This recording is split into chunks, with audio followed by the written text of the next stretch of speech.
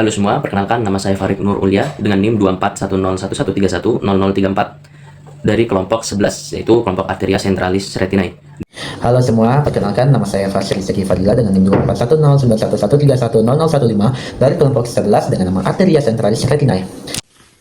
Halo teman-teman, perkenalkan nama saya William Moses Yudanto Kalon dengan NIM 24109112100060. Saya berasal dari kelompok 11 Arteria Centralis Retinae.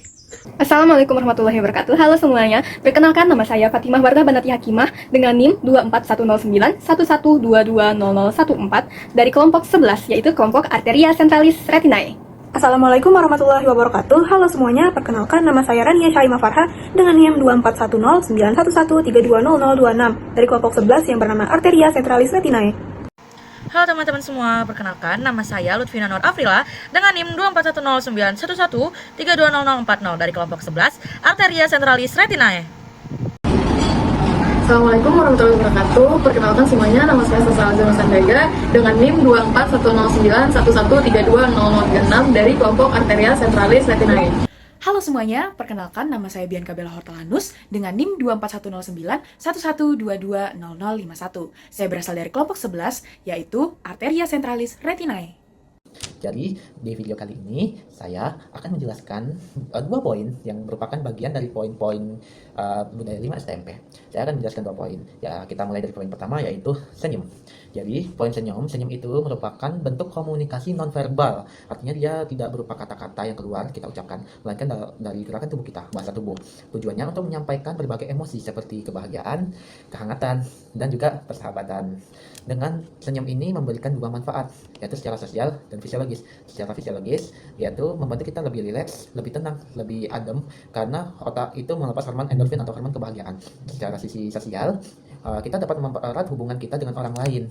Begitu juga dengan poin kedua, yaitu poin santun. Jadi santun itu adalah sebuah etika atau perbuatan yang bertujuan untuk memberikan penghormatan kepada orang lain. Kita sebagai manusia, sesama manusia itu sebagai makhluk sosial, dalam berinteraksi dengan orang lain, bertemu orang banyak itu harus menerapkan santun, memberi penghormatan. Kita harus santun, kenapa? Karena supaya kita mendapatkan penghormatan kembali juga, agar kita dihormati orang lain. Kalau kita ingin ada pepatah yang bilang, kalau kita ingin dihormati oleh orang lain, maka kita juga harus menghormati orang lain terlebih dahulu. Siapa? Nah teman-teman, di kehidupan kita sehari-hari, kita pasti bertemu dan berinteraksi dengan banyak orang kan ya. Nah, salah satu cara sederhana untuk menjaga hubungan baik dengan orang-orang di sekitar kita, yaitu dengan menyapa mereka. Menurut KBBI, sapa berarti perkataan untuk menegur atau mengajak bercakap-cakap dan sebagainya. Sapa itu lebih dari sekadar kata-kata. Dengan menyapa, kita menunjukkan sikap bahwa kita menghargai, menghormati, dan peduli terhadap orang lain. Saat kita menyapa seseorang, kita mengakui keberadaan daripada orang tersebut, dan kita juga bisa memperlihatkan rasa hormat kita kepada mereka. Sapa juga bisa menciptakan suasana hangat dan ramah yang membuat orang merasa diterima serta dihargai. Kita bisa mulai dengan hal-hal kecil, seperti mengucapkan selamat pagi, siang, sore, malam, tergantung konteks waktu yang sedang dijalani pada saat itu. Atau bahkan hanya sekedar dengan kata hai, akan tapi dengan senyuman. Perhatian sederhana bisa membuat perbedaan besar dalam hubungan kita dengan orang lain di sekitar kita. Jadi, jangan lupa untuk selalu menyapa dengan tulus ya, karena dari sapaan yang kita berikan, kita bisa menebarkan kehangatan dan rasa hormat kepada siapapun.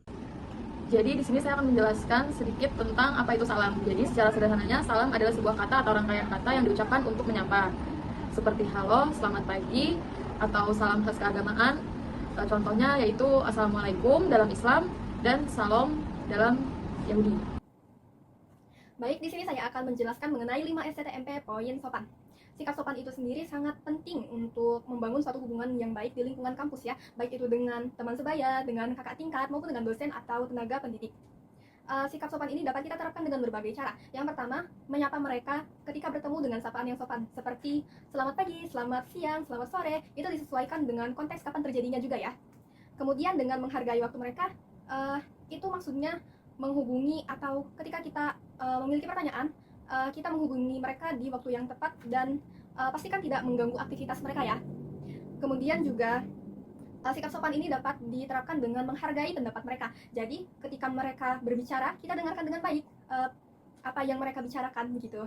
Oke, poin selanjutnya akan dilanjutkan oleh teman saya. Halo teman-teman semua. Jadi di sini aku bakal ngejelasin salah satu poin dari 5 STTMP, yaitu adalah penggunaan kata tolong. Nah, kata tolong sendiri dalam bahasa Indonesia itu digunakan untuk meminta bantuan atau pertolongan dari orang lain. Ini merupakan ungkapan sopan yang menunjukkan bahwa seseorang menginginkan bantuan dan menghargai upaya orang lain. Nah, kata ini sendiri sering digunakan dalam berbagai situasi, baik formal maupun informal, dan mencerminkan sikap saling membantu dalam masyarakat. Nah, kalau contohnya sendiri itu guys, kayak tolong dong Andi, bisa nggak kamu ambilkan pulpen yang di sana gitu guys. Atau kalau lebih formalnya lagi, bisa tolong bantu ingatkan saya bahwa besok ada jadwal untuk meeting. Jadi di sini saya akan menjelaskan budaya 5 STTMP bagian terima kasih. Terima kasih adalah ungkapan sederhana namun memiliki dampak yang sangat besar dalam komunikasi sehari-hari. Dengan mengucapkan terima kasih, kita menunjukkan penghargaan terhadap orang lain atas apapun yang telah mereka berikan. Ungkapan ini penting untuk menumbuhkan rasa saling menghargai dan memperkuat ikatan antar individu. Di kampus, kita seringkali mendapatkan bantuan dari teman, dosen, ataupun staf yang lainnya. Dengan kebiasaan mengucapkan terima kasih, kita tidak hanya menghargai apa yang orang lain berikan, tetapi juga membantu untuk menciptakan lingkungan yang positif dan saling mendukung. Budaya terima kasih juga penting untuk menjaga hubungan profesional ataupun pribadi yang sehat. Ketika kita belajar untuk menghargai sesuatu, sekecil apapun itu, kita turut berkontribusi dalam membangun budaya saling menghargai dan saling mendukung. Ucapan terima kasih tidak hanya saat kita mendapatkan barang atau materi, tetapi juga saat kita mendapatkan pertolongan, pujian, atau hal lainnya yang dapat membuat kita senang dan nyaman dalam kehidupan kita. Ungkapan terima kasih juga dapat diartikan sebagai rasa syukur terhadap apa yang telah kita peroleh. Sekian penjelasan dari saya. Wassalamualaikum warahmatullahi wabarakatuh. Di sini saya akan menjelaskan tentang maaf. Maaf adalah ungkapan rasa penyesalan atau suatu kesalahan atas suatu perbuatan yang menyinggung atau melukai perasaan orang lain. Maaf juga bisa berarti seseorang mengakui kesalahannya dan berusaha untuk memperbaiki kesalahan tersebut.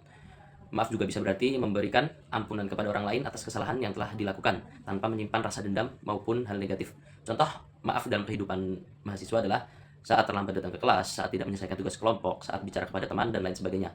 Maaf ini sangat penting dalam menjaga hubungan baik di lingkungan akademik, baik kepada dosen, staf, tenaga pendidik, maupun kepada kakak tingkat dan teman sejawat. Di sini saya akan menjelaskan mengenai kata permisi. Permisi adalah ungkapan yang digunakan untuk meminta izin atau perhatian dalam berbagai situasi. Permisi sendiri dalam KBBI artinya memperkenankan atau memberikan izin atau meminta izin. Kata ini biasanya digunakan sebagai bentuk sopan santun ketika seseorang itu ingin masuk atau keluar dari suatu ruangan. Misalnya saat seseorang hendak memasuki atau meninggalkan ruangan, mereka sering mengatakan permisi untuk memberitahu dan meminta izin. Mengganggu orang lain, jika seseorang ingin berbicara atau menginterupsi di tengah pembicaraan atau aktivitas orang lain, mereka juga akan menggunakan kata permisi sebagai tanda kesopanan. Selain itu, ketika kita lewat di depan orang lain, kita juga perlu loh buat mengucapkan kata permisi. Karena ruangan yang sempit atau di tengah-tengah percakapan, kita harus menggunakan kata permisi. Jadi, secara umum, permisi merupakan bentuk kesopanan dalam berbagai budaya, termasuk budaya Indonesia, untuk menghormati orang lain dan menjaga hubungan yang baik satu sama lain.